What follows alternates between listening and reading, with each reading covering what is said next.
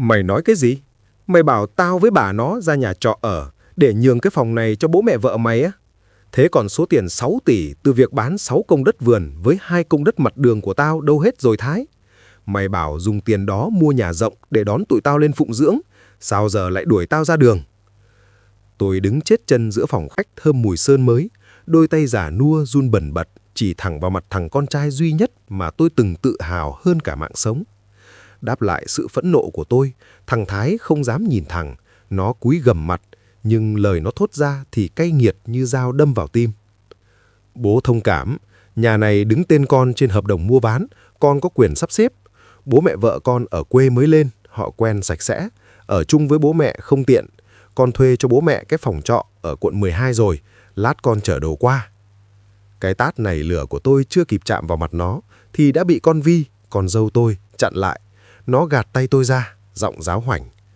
Bố bớt nóng đi, già rồi động chân động tay, hàng xóm người ta cười cho.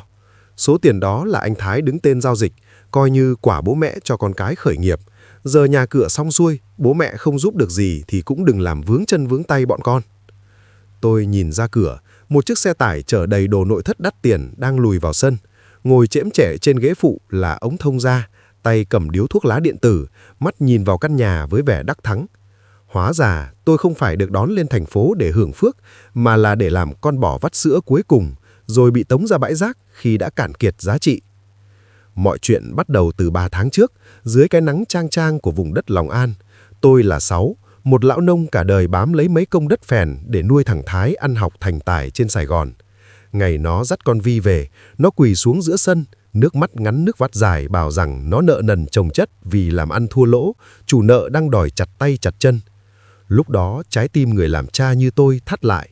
Bà nhà tôi, bà Thoa, thì khóc ngất lên ngất xuống.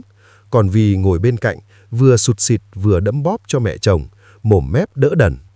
Mẹ ơi, chỉ có cách bán đất dưới quê, lấy tiền lên thành phố mua căn nhà đứng tên anh Thái cho tiện giao dịch, rồi đón bố mẹ lên ở chung, vừa có chỗ chui ra chui vào, vừa dư tiền trả nợ. Cơm nước có con lo, đau ốm có bệnh viện lớn, chứ ở dưới quê hẻo lánh này tụi con chẳng yên tâm. Bà Thoa nhìn tôi, ánh mắt van nài. Tôi thì đắn đo lắm. 8 công đất đó là mồ hôi, xương máu của tổ tiên để lại, cũng là cái cọc để hai thân già này dựa vào lúc cuối đời. Nhưng nhìn thằng con duy nhất, mặt mày hốc hác, tôi lại mủi lòng. Tôi tự nhủ, thôi thì bán đi cứu con, rồi mai này về ở với nó, vui vẩy cùng con cháu cũng là cái phúc. Ngày ký giấy bán đất, lão hàng xóm chí cốt của tôi có can. Ông Sáu ơi, ông suy nghĩ kỹ chưa? Đồng tiền đi liền khúc ruột, đất mất rồi là ông trắng tay đó. Thằng Thái nó ở trên phố lâu ngày, lòng dạ khó đoán lắm. Lúc đó tôi còn gạt đi. Thằng con tôi biết, nó bảo mua nhà rồi đón vợ chồng tôi lên ở chung cho ấm cúng mà. Thế là 8 công đất đổi lại được 6 tỷ đồng tròn chỉnh. Tôi để thằng Thái đứng tên nhận tiền và thực hiện mọi thủ tục mua nhà trên thành phố để thuận tiện cho việc làm ăn của nó sau này. Nó hứa chắc như đinh đóng cột là sẽ chừa hắn một tầng lầu cho bố mẹ, có tivi màn hình lớn để tôi xem cải lương mỗi tối. Tuy nhiên, tính vốn cẩn thận, tôi vẫn âm thầm giữ lại một khoản nhỏ tích cóp riêng và cái giương gỗ cũ của tổ tiên, không để chúng biết. Ngày chuyển đồ lên Sài Gòn, tôi và bà Thoa chỉ mang theo vài bộ quần áo cũ và cái giương gỗ quý. Bà Thoa còn cẩn thận gói ghém thêm mấy hũ mắm cá linh, mấy túi khô sặc để mang lên cho con dâu. Trên chuyến xe đi thành phố, hai vợ chồng tôi cứ nắm chặt tay nhau, mơ về một tuổi già an nhàn. Nhưng ngay khi bước chân vào căn nhà phố 3 tầng khang trang ở quận Bình Tân, tôi đã thấy có gì đó không ổn. Căn phòng ở tầng 2 mà Thái hứa cho chúng tôi giờ chất đầy thùng các tông đồ nội thất mới của ai đó. Phòng của bố mẹ đâu con? Bà Thoa ngơ ngác hỏi. Còn vì vừa xoay gương vừa tô son, chẳng thèm nhìn mẹ chồng. À, phòng đó bố mẹ con bảo màu sơn không hợp, nên con đang cho thợ sơn lại. Tạm thời bố mẹ cứ để đồ dưới gầm cầu thang nhé. Cơn giận bắt đầu nhen nhóm, nhưng tôi cố kìm nén. Cho đến sáng nay, khi tôi thấy bố mẹ vợ của thằng Thái bước xuống từ taxi với đầy đủ hành lý. Thằng Thái chạy ra đon đả. Bố mẹ lên rồi ạ? Vào nhà đi, phòng con chuẩn bị xong hết rồi, máy lạnh mát rượi luôn. Tôi đứng sững lại. Thế còn bố mẹ thì sao Thái? Nó quay lại, cái vẻ mặt hiếu thảo giả tạo biến mất. Thì con nói rồi đó, bố mẹ ra nhà trọ ở tạm. Bố mẹ vợ con là người thành phố, nếp sống khác bố mẹ, ở chung phức tạp lắm. Tiền nhà trọ 6 tháng con đã trả trước rồi. Bà Thoa nghe đến đó thì khuỵu xuống sàn nhà. Mấy hũ mắm cá linh bà nâng niu vỡ tan tành. Mùi mắm mặn mòi lan tỏa khắp phòng khách bóng loáng. Còn vì nhăn mặt, bịt mũi, khiếp quá, mùi gì mà kinh thế này? Anh Thái, anh dọn ngay đi, rồi chở bố mẹ đi đi, kẻo bố mẹ em vào lại chê nhà mình hôi hám. Tôi nhìn thằng con trai mình. Nó không hề cúi xuống đỡ mẹ, mà lại cầm cây lau nhà ra lau chỗ mắm vỡ với vẻ mặt ghê tởm. Giây phút đó, tôi hiểu rằng mình đã phạm phải một sai lầm chết người. Tôi đã bán đi cái gậy của mình để đổi lấy một lời hứa hão huyền. Được lắm. Tôi nghiến răng, giọng run lên vì nghẹn uất. Mày đuổi tao đi đúng không? Mày lấy tiền của tao để rước bố mẹ vợ mày vào đúng không? Thằng Thái đứng dậy, ném cây lau nhà xuống xô nước kêu xoảng một tiếng. Bố đừng có nói chuyện tiền nong ở đây. Con là con trai duy nhất. Tài sản của bố mẹ sớm muộn gì chẳng là của con. Còn đứng tên nhà là đúng luật pháp rồi.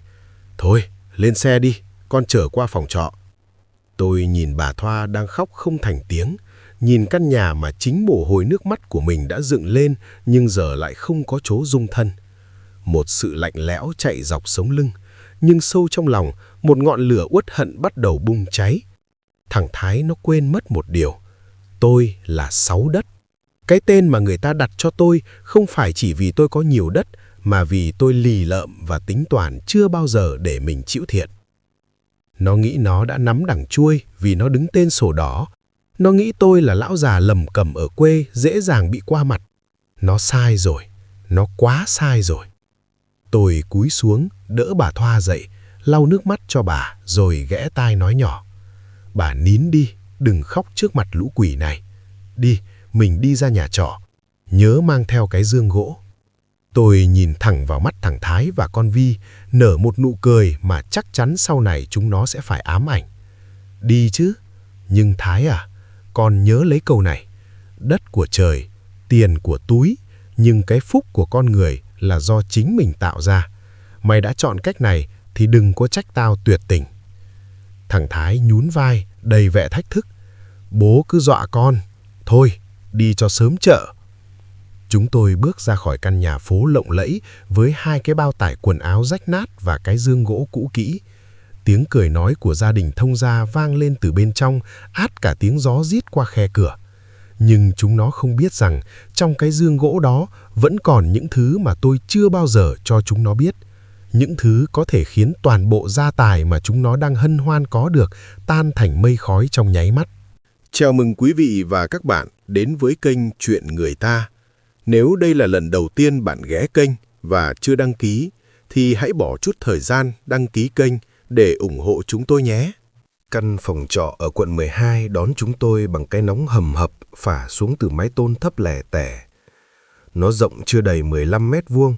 Góc này là cái bếp ga cũ hoen gỉ, góc kia là cái nhà vệ sinh bốc mùi ẩm mốc. Bà Thoa ngồi bệt xuống thấm chiếu trúc, nhìn 4 bức tường bong chóc lố nhố những vết vẽ bậy mà nước mắt cứ trào ra. Tôi lặng lẽ mở cái dương gỗ, lấy bộ quần áo treo lên cái dây kẽm giăng ngang nhà. Nhục. Cái nhục này nó lớn hơn cả nỗi đau bị cướp đất. Cả đời tôi, 6 đất lừng lẫy khắp vùng Long An, vậy mà cuối đời lại để thằng con trai duy nhất dắt mũi, tống vào cái xó xỉnh này như một món đồ phế thải. Ông ơi, hay mình về quê đi ông. Tôi nhớ cái hiên nhà mình quá. Bà Thoa nghẹn ngào, bàn tay run rẩy bám lấy gấu áo tôi. Tôi hít một hơi thật sâu, cố giữ cho giọng mình không run. Về đâu hả bà? Nhà bán rồi, đất cũng sang tên người ta rồi. Giờ về đó, hàng xóm láng giềng nhìn vào, người ta cười cho thối mũi. Bà cứ nghỉ ngơi đi, để tôi tính. Nói là tính, nhưng trong đầu tôi lúc đó như một mớ bỏng bong. 6 tỷ đồng, Số tiền mà cả đời này những người nông dân như tôi nằm mơ cũng không thấy, giờ đã biến thành gạch đá, sơn nước cho căn nhà phố mà người khác đang hưởng thụ. Thằng Thái nó tính kỹ lắm. Nó bảo tôi để nó đứng tên nhận tiền bán đất và thực hiện các giao dịch mua nhà cho nhanh gọn. Tôi vì tin con, vì muốn cứu nó khỏi cảnh nợ nần mà gật đầu đồng ý hết. Tôi đâu có ngờ sự tin tưởng đó lại là bản án cho sự tự do của vợ chồng tôi. 3 ngày sau, thằng Thái ghé qua. Nó không đi một mình mà đi cùng con Vi. Chúng nó không vào nhà, chỉ đứng ngay cửa, nhìn căn phòng trọ bằng ánh mắt ghê tởm như sợ bùn đật dính vào đôi giày hàng hiệu. Bố mẹ ở đây thấy thế nào? Thoải mái chứ? Con Vi hỏi, tay che mũi, mắt đảo liên tục chung quanh căn phòng như đang tìm kiếm thứ gì. Tôi nhìn nó, cười nhạt. Thoải mái lắm, mát mẻ hơn căn nhà 6 tỷ mà tôi bỏ tiền ra mua cho hai đứa nhiều. Thằng Thái hắng giọng, vẻ mặt lộ rõ sự khó chịu. Bố đừng có nhắc lại chuyện đó nữa, con qua đây là có việc quan trọng. Bố còn giữ cái cuốn sổ tay màu nâu trong cái dương gỗ không? Đưa lại cho con. Cái dương gỗ đó là vật kỷ niệm của ông nội để lại. Trong đó chẳng có gì quý giá ngoài mấy tờ giấy khai sinh cũ, ảnh gia đình và cái sổ tay ghi chép việc mua bán phân bón lúa gạo mấy mươi năm qua. Nhưng quan trọng hơn, nó chứa đựng những mảnh ghép cuối cùng của đời tôi. Mày cần cái đó làm gì? Tôi nheo mắt hỏi. Thì con dọn dẹp thấy nó cũ quá, định mang đi vứt giúp bố thôi. Với lại con Vi nó bảo trong đó hình như bố có kẹp mấy tờ hóa đơn cũ gì đó, để lâu nó sinh mọt. Thằng Thái ấp úng. Tôi thừa hiểu tính con trai mình. Nó không bao giờ quan tâm đến mấy thứ đồ cũ nếu chúng không có giá trị. Ánh mắt gian xảo của con dâu và sự lúng túng của thằng Thái tố cáo chúng đang tìm kiếm một thứ cụ thể. Tôi chợt nhớ ra, trong cuốn sổ đó, ở trang cuối cùng, tôi có kẹp một tờ giấy tay mua bán miếng đất vườn ở phía sau nghĩa trang làng. Miếng đất đó chỉ rộng khoảng 300 mét vuông. Hồi đó tôi mua rẻ bèo bằng tiền riêng, không nằm trong sổ đỏ chung của 8 công đất đã bán. Hóa ra, chúng nó đã rà soát lại và biết tôi còn sót một miếng xương vụn cuối cùng. Chúng nó muốn vét sạch, không chừa cho tôi dù chỉ là một chỗ để nằm xuống khi nhắm mắt xuôi tay. Tao vứt rồi, thứ đồ bỏ đi đó giữ làm gì? Tôi bình thản đáp. Còn Vi biến sắc, giọng nó cao vút lên. Bố vứt khi nào? Bố đừng có lừa bọn con. Miếng đất đó giờ đang nằm trong diện quy hoạch mở đường vào khu công nghiệp. Giá trị của nó bây giờ ít nhất cũng phải 1,5 tỷ. Bố định ôm nó đi xuống lỗ à? À, ra là vậy. Hóa ra cái nghĩa trang hẻo lánh ngày nào giờ lại thành mỏ vàng. Và đứa con hiếu thảo của tôi đang thèm khát cái mỏ vàng đó đến mức không đợi nổi một ngày. Bà Thoa ngồi bên trong nghe thấy thế thì chịu không nổi. Bà đứng phắt dậy. Vi, sao con có thể nói với bố như thế? Bố mẹ đã cho hai đứa 6 tỷ rồi. Giờ đến cái chỗ để sau này nằm xuống, hai đứa cũng muốn cướp sao? Mẹ nói gì nặng nề vậy? Thằng Thái gắt lên. Bố mẹ già rồi, sống được bao lâu nữa mà cần đất với cát? Đưa tiền đó cho con đầu tư, sau này con giàu có con lại chẳng lo cho bố mẹ sao? Tôi nhìn thằng con trai mình, lòng đau như cắt. Hóa ra trong mắt nó, sự sống của bố mẹ nó chỉ được tính bằng bao lâu nữa. Tao nói lại một lần nữa, tao vứt rồi. Hai đứa về đi. Tôi quay lưng vào trong. Bố đừng có bướng. Nếu bố không đưa, đừng trách con cắt luôn tiền thuê nhà tháng sau. Để xem hai người già không một đồng dĩnh túi thì trụ lại cái đất Sài Gòn này được bao nhiêu ngày. Thằng Thái hét lên một câu tuyệt tình rồi kéo con Vi bỏ đi. Tiếng xe máy gầm rú như xé toạc không gian. Bà Thoa gục đầu vào vai tôi khóc nức nở. Tôi ôm bà, đôi bàn tay khô héo vỗ về. Nhưng đôi mắt tôi thì không hề có một giọt lệ nào. Tôi đang nhìn chăm chăm vào cái giường gỗ. Thằng Thái nó quên mất một điều. Tôi là một lão nông, nhưng tôi không mù chữ và tôi cũng không hề lẩm cẩm như nó tưởng. Trong cái giường đó, ngoài tờ giấy mua bán miếng đất nghĩa trang, còn có một thứ khác quan trọng hơn nhiều. Đó là bản hợp đồng tặng cho tài sản có điều kiện mà tôi đã bí mật nhờ Thành, đứa cháu làm luật sư, soạn thảo và yêu cầu Thái ký ngay lúc tôi giao tiền cho nó mua nhà. Trong bản hợp đồng đó, tôi ghi rõ số tiền 6 tỷ đồng này là tài sản tặng cho có điều kiện. Điều kiện là bên nhận, Thái phải trực tiếp nuôi dưỡng chăm sóc bên tặng, vợ chồng tôi, tại căn nhà được mua từ số tiền này cho đến cuối đời. Nếu bên nhận vi phạm nghĩa vụ, bên tặng có quyền đòi lại toàn bộ số tiền hoặc giá trị tài sản tương đương đã hình thành từ số tiền đó. Lúc đó, tôi làm tờ giấy này chỉ để phòng hờ. Và thằng Thái vì mải mê nhìn vào con số 6 tỷ, nên đã ký xoẹt một cái mà không thèm đọc kỹ những dòng chữ nhỏ rắc rối phía sau. Tôi lấy cuốn sổ tay màu nâu từ dưới đáy dương ra. Chữ ký của thằng Thái và con Vi vẫn còn rõ mồn một. Chúng nó nghĩ tôi dốt, nghĩ tôi dễ lừa. Chúng nó tưởng đứng tên sổ đỏ căn nhà phố kia là đã nắm chắc phần thắng. Bà nó à, đừng khóc nữa. Tôi nói, giọng đanh thép lạ thường. Ngày mai, bà mặc bộ quần áo đẹp nhất cho tôi. Mình đi gặp một người. Gặp ai hả ông? Gặp người sẽ giúp mình lấy lại công bằng. Thằng Thái nó muốn mình ra đường ở, thì để xem ai mới là người phải ra đường. Sáng hôm sau, tôi và bà Thoa đón xe buýt đi vào trung tâm thành phố.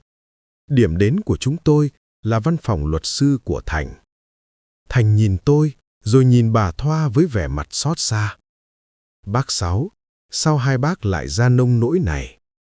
Tôi giơ tay ngắt lời, đặt tờ giấy tặng cho có điều kiện lên bàn. Thành à, bác không cần lời an ủi. Bác cần công lý. Con xem cái này đi. Liệu bác có thể đòi lại số tiền 6 tỷ để lấy lại căn nhà đó không? Thành cầm tờ giấy lên, đọc đi đọc lại một hồi lâu, rồi ngước nhìn tôi với ánh mắt thán phục. Bác Sáu, bác đúng là gừng già càng cay. Với bản hợp đồng này, cộng với việc anh Thái đã đuổi hai bác ra nhà trọ, bác cứ để con thu thập bằng chứng từ chủ trọ và hàng xóm. Chúng ta hoàn toàn có thể khởi kiện đòi lại tài sản. Chỉ cần con nộp đơn ngăn chặn, anh Thái sẽ không thể bán hay thế chấp căn nhà đó được nữa. Tôi nhìn ra cửa sổ, nơi dòng xe cộ tấp nập. Tình cảm cha con à? Tôi cười cay đắng. Nó đã giết chết cái tình cảm đó từ cái ngày nó tống vợ chồng bác ra khỏi cửa rồi. Thành ơi, làm tới đi con. Bác muốn cho chúng nó biết, gừng già không chỉ cay mà còn có thể khiến chúng nó phải bỏng cả đời. Bố điên rồi. Bố định kiện con thai ruột của mình ra tòa chỉ vì một căn nhà. Bố có còn liêm sỉ không? Thằng Thái ném tờ chát hầu tòa xuống nền nhà trọ đầy bụi bặm, mặt nó đỏ gay vì giận dữ. Đứng cạnh nó, còn vì nhếch mép cười khẩy. Tôi nói cho ông biết, giấy trắng mực đen, sổ đỏ tên chồng tôi. Ông có kiện đến mùa quýt cũng không thắng được đâu. Đừng có nghe lời mấy thằng luật sư danh con nó xúi dại, rồi có ngày ra đường mà đi ăn xin. Tôi ngồi trên chiếc ghế gỗ cũ, thong thả nhấp một ngụm trà nguội. Trong lòng tôi lúc này không còn đau đớn, chỉ có một sự lạnh lẽo đến thấu xương. Tôi khẽ mỉm cười, giọng trầm đục bỗng trở nên sắc lẹm. Mày bảo tao không có liêm sỉ, thế đứa con nào lừa cha mẹ bán sạch đất đai tổ tiên, hứa nuôi dưỡng rồi tống họ ra cái xó này để rước bố mẹ vợ vào ở. Mày nói xem, giữa tao với mày, ai mới là kẻ không có liêm sỉ? Bố... Thằng Thái cứng họng, nhưng còn vì đã gào lên. Tiền đó là bố tự nguyện cho anh Thái, bố không có bằng chứng gì đâu. Đúng, tiền tao đưa mày mua nhà, nhưng mày quên là trước khi giao tiền, tao đã bắt mày ký vào bản hợp đồng tặng cho tài sản có điều kiện à? Tôi đứng dậy, chậm rãi tiến về phía nó. Điều kiện là mày phải phụng dưỡng tao và bà Thoa đến cuối đời tại chính căn nhà đó. Mày đã vi phạm ngay giây phút đuổi tao đi. Luật quy định rõ, khi bên nhận không thực hiện nghĩa vụ, bên tặng có quyền đòi lại số tiền. Mà số tiền 6 tỷ đó giờ đã nằm trong gạch đá căn nhà này rồi. Tao đã nộp đơn ngăn chặn, đố mày bán hay thế chấp được cho ai. Sắc mặt thằng Thái chợt biến đổi. Nó nhìn vợ rồi quay sang lườm tôi, ánh mắt lộ rõ vẻ hoang mang. Tôi biết mình đã đánh trúng tử huyệt. Tao cho mày 3 ngày để suy nghĩ. 1 là trả lại nhà cho tao. 2 là chúng ta gặp nhau ở tòa. Lúc đó không chỉ nhà mất mà cái danh dự giám đốc của mày cũng tan tành. 3 ngày sau, tôi nhận được cuộc gọi từ ông thông gia. Giọng ông ta ngọt xớt. Anh Sáu đấy à? Chuyện gia đình có gì mình ngồi lại bảo nhau. Chiều nay mời anh chị qua nhà làm bữa cơm rồi tính toán lại. Tôi nhếch môi. Cá đã bắt đầu cắn câu. Tôi biết gia đình thông gia cũng chẳng tử tế gì. Lão ta vốn là một kẻ hám tiền, đang nợ nần đầm đìa vì cờ bạc dưới quê nên mới thúc ép con rể thế chấp căn nhà để trả nợ. Khi tôi và bà Thoa bước vào căn nhà phú 6 tỷ, ông thông gia chạy ra, nhưng bà thông gia vẫn ngồi trên ghế, nhìn chúng tôi khinh miệt. Tôi nói thật, anh chị già rồi nên an phận, cứ làm loạn lên thế này sau này chúng nó không nhìn mặt nữa thì chỉ có nước vào viện dưỡng lão thôi. Tôi không đáp, mắt liếc thấy trên bàn có xấp tài liệu vay vốn ngân hàng đang bị đình trệ. Thằng Thái đang đứng ngồi không yên vì ngân hàng thông báo tài sản đang tranh chấp, không thể giải ngân. Bố rút đơn kiện đi, con sẽ thu xếp cho bố mẹ một căn phòng nhỏ. Thằng Thái xuống giọng van nài. Tôi nhìn nó, giọng bình thản. Mày định thế chấp nhà lấy 2 tỷ cho bố vợ trả nợ cờ bạc đúng không? Tao đã điều tra kỹ rồi. Những chủ nợ dưới quê của ông thông gia đang rình rập ở đầu ngõ kìa. Khi mà không có tiền trong tuần này, họ sẽ tìm đến đây chứ không phải tìm tao đâu. Thái, mày có 2 lựa chọn. Một là ký giấy sang tên lại căn nhà này cho tao ngay lập tức. Tao sẽ đứng ra dùng một phần tiền này giải quyết nợ cho bố vợ mày lần cuối, coi như trọn nghĩa tình, rồi chúng nó phải cuốn gói về quê. 2 là mày cứ giữ cái nhà này mà đi hầu tòa, xem ngân hàng có cho mày một xu nào không, hay là để giang hồ đến siết nợ cả đám. Ông thông gia mặt cắt không còn giọt máu.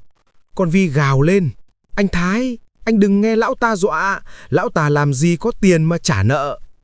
Tôi cười lớn, một nụ cười sảng khoái. Mày quên là tao còn miếng đất Nghĩa Trang à? Tao vừa bán nó sáng nay với giá 1,8 tỷ cho công ty xây dựng. Tiền đang nằm trong túi tao đây. Tôi rút trong túi ra một xấp tiền 500.000 đồng mới cứng. Thực ra là tiền tôi vay nóng của bạn bè để diễn kịch. Ném mạnh xuống bàn. Tiếng tiền rơi nghe khô khốc nhưng lại có sức nặng ngàn cân. Thằng Thái nhìn vợ, nhìn bố mẹ vợ đang run rẩy, rồi nhìn đống tiền trên bàn. Nó nhận ra người duy nhất cứu được nó lúc này chính là người cha mà nó đã nhẫn tâm xua đuổi. Con xin lỗi bố. Thằng Thái quỳ sụp xuống. Con sai rồi. Con ký mà. Tôi nhìn đứa con trai đang quỳ dưới chân, lòng không một chút thương xót. Tôi biết nó quỳ vì sợ hãi tương lai chứ không phải vì hối lỗi. Nhưng tôi sẽ không dừng lại. Màn kịch này vẫn còn hồi cuối. Muốn tao cứu à? Cầm bút lên. Thằng Thái vừa run rẩy đặt bút ký xong tờ đơn sang tên trả lại nhà dưới sự chứng kiến của luật sư Thành. Bàn tay nó còn chưa kịp rời khỏi mặt giấy thì rầm một tiếng, cánh cửa chính bị đạp tung. 3 người đàn ông mặc đồ đen, mặt mày bặm trợn, đầy sát khí, xông thẳng vào phòng khách. Không cần ai gọi, những kẻ đòi nợ thuê này đã rình rập ở đầu ngõ từ lâu. Ông thông gia đây nợ các chú 3 tỷ đồng tiền cá độ bóng đá đúng không? Thằng con trai tôi đây, nó định lấy căn nhà này thế chấp để trả nợ cho bố vợ nó. Nhưng giờ căn nhà này đã là của tôi. Tôi mời các chú đến đây để xác nhận một việc. Tôi sẽ không trả một đồng nào cho khoản nợ này hết. Mấy gã đòi nợ nhìn nhau, rồi nhìn ông thông gia bằng ánh mắt hình viên đạn. Một gã tiến tới, nắm lấy cổ áo ông ta. À, ra là định quỵt nợ. Ông bảo con rể ông có nhà phố, có tiền tỷ mà. Tôi... Ông thông gia lắp bắp, nước mắt nước mũi giàn giụa. Tôi quay sang mấy gã đòi nợ. Các chú đem người đi đi. Từ giờ phút này, ông bà đây không còn liên quan gì đến căn nhà này nữa. Nếu họ không có tiền trả, đó là việc của các chú. Còn vì ngồi bệt dưới sàn, đầu tóc rũ rượi, nó nhìn sang tôi bằng ánh mắt căm hận tột cùng. Ông ác lắm. Ông thấy chết mà không cứu. Ông để họ bắt bố tôi đi. Tôi nhìn nó, ánh mắt lạnh lùng hơn cả băng giá. Cô nói tôi ác.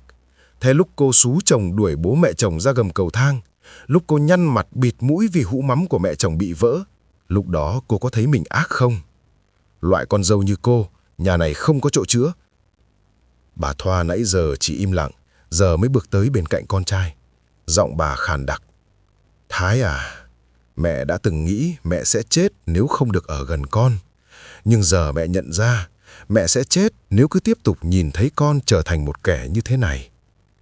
Thằng Thái quỳ sụp xuống, ôm lấy chân bà Thoa. Mẹ ơi, con sai rồi. Bố ơi, giờ nhà của mình rồi, bố mẹ cho con ở lại đây với. Con sẽ đuổi con Vi đi, con sẽ chăm sóc bố mẹ thật tốt, con hứa mà. Tôi nhìn đứa con trai duy nhất của mình, lòng chua xót, nhưng lý trí thì lạnh lùng hơn bao giờ hết. Tôi lấy từ trong túi ra một phong bì khác, đặt lên bàn. Đây là 50 triệu đồng, đó là số tiền cuối cùng tao cho mày. Thằng Thái ngước mắt nhìn tôi, hy vọng lóe lên. Bố cho con tiền để làm lại từ đầu sao? Không, tôi cười nhạt. 50 triệu này là tiền thuê lại căn phòng trọ ở quận 12 mà mày đã thuê cho tao. Tao cho mày hẳn 1 năm đấy. Thằng Thái há hốc mồm, không tin vào tai mình. Bố đuổi con đi. Đây là nhà của mình mà bố. Nhà của tao, không phải của mày. Tôi gằn giọng. Mày nói đúng. Tao già rồi, sống chẳng được bao lâu nữa. Thế nên tao đã quyết định rồi. Căn nhà này, tao sẽ bán lại cho một quỹ từ thiện để làm mái ấm cho những người già neo đơn bị con cái bỏ rơi. Số tiền 6 tỷ đồng kia, tao sẽ dùng để về quê, mua lại mảnh vườn cũ, sống nốt những ngày còn lại với bà nhà tao. Thằng Thái gào lên. Bố không thể làm thế. Con là con trai duy nhất của bố mẹ. Bố mẹ định để con chết đói ngoài đường sao? Tôi nhìn nó, ánh mắt không còn một chút tia ấm áp nào. Mày có chân có tay, có học thức, sao lại chết đói được? Mày từng bảo bố mẹ già rồi, sống ở đâu chẳng được, chỉ cần có chỗ chui ra chui vào là tốt lắm rồi mà. Giờ tao đang cho mày cái tốt lắm rồi đó đấy. Căn phòng trọ đó mát mẻ lắm, gần chợ, đi lại thuận tiện, đúng như lời mày nói. Thằng Thái lết đến định nắm lấy tay tôi, nhưng tôi lùi lại. Tôi lấy tờ báo sáng nay ra, chỉ vào một mẩu tin nhỏ. Mày nhìn xem, miếng đất Nghĩa Trang tao nói bán 1,8 tỷ ấy à? Tao nói dối đấy. Tao chẳng bán cho ai cả. Miếng đất đó tao đã làm thủ tục hiến tặng cho nhà nước để mở đường dân sinh rồi. Còn đống tiền tao ném trên bàn lúc nãy, đó là tiền tao đi vay nóng của bạn bè để diễn kịch cho mày xem thôi. Sự thật cuối cùng giáng xuống khiến thằng Thái hoàn toàn sụp đổ. Nó nhận ra mình không còn gì cả. Không nhà, không tiền, không còn sự bao dung của cha mẹ, và cả người vợ mà nó bất chấp tất cả để che chở cũng đã lộ mặt thật. Tôi và bà Thoa xách 2 cái bao tải quần áo cũ, bước ra khỏi căn nhà phố lộng lẫy. Chúng tôi bước lên chiếc xe khách về miền Tây. Ngồi trên xe, bà Thoa tựa đầu vào vai tôi, khẽ hỏi. Ông có hối hận không? Tôi nắm chặt bàn tay nhăn nheo của bà, nhìn ra cánh đồng xanh mướt đang lướt qua cửa sổ.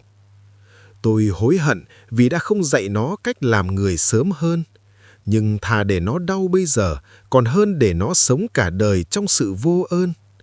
Mình về quê, mình lại trồng rau, nuôi cá, bà ạ. Tiền bạc bao nhiêu cũng không mua được cái tâm thanh thản.